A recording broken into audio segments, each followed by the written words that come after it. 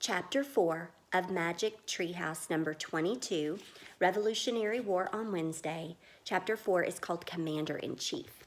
Jack and Annie ran along the riverbank. The wind whooshed over the cold water. Wet snowflakes hissed in the dark. But then Jack heard other sounds. He heard voices, lots of voices. He and Annie soon came upon hundreds and hundreds of soldiers gathered near the dark river. Many carried oil lanterns, and the lanterns gave an eerie glow in the snowy twilight. "The captain and his men must be here somewhere," said Jack, looking around. Boats like giant canoes were tied near the river. Men were leading horses and loading cannons onto the boats. "What are they all doing?" said Annie. Jack pulled out the Revolutionary War book, and he read in a whisper.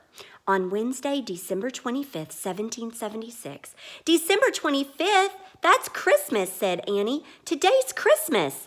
"Cool," said Jack. He started reading again. "On Wednesday, December the 25th, 1776, the Patriots were losing the war. Ragged and weary, many were ready to give up. Then something began to happen that would turn the war around. About 2,400 American patriots gathered on the west bank of the Delaware River in Pennsylvania.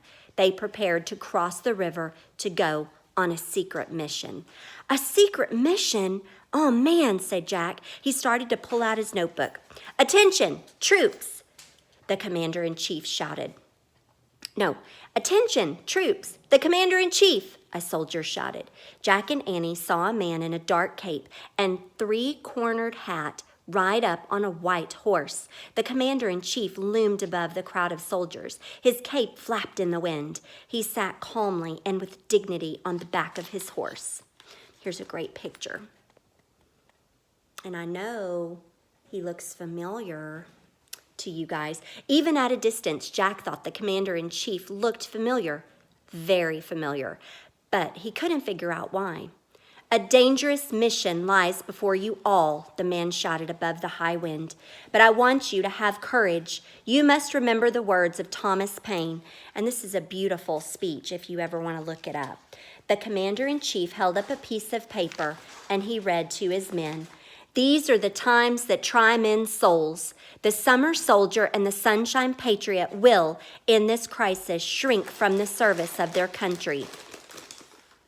But he that stands it now deserves the love and thanks of man and woman." Can you go eat your chips somewhere else, please? Sorry. I'm recording. Sorry that bothered you. That's okay. "Wow, that's great," whispered Annie. Listening to the powerful words, Jack felt his spirits rise too. "The harder the conflict, the more glorious the triumph," the commander-in-chief read on. "What we obtain too cheap, we esteem too lightly." And that means the harder that you work for something, the more you appreciate it.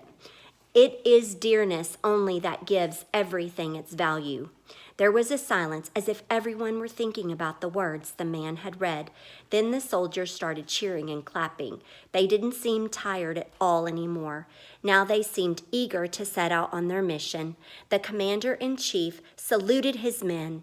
He steered his horse toward the river.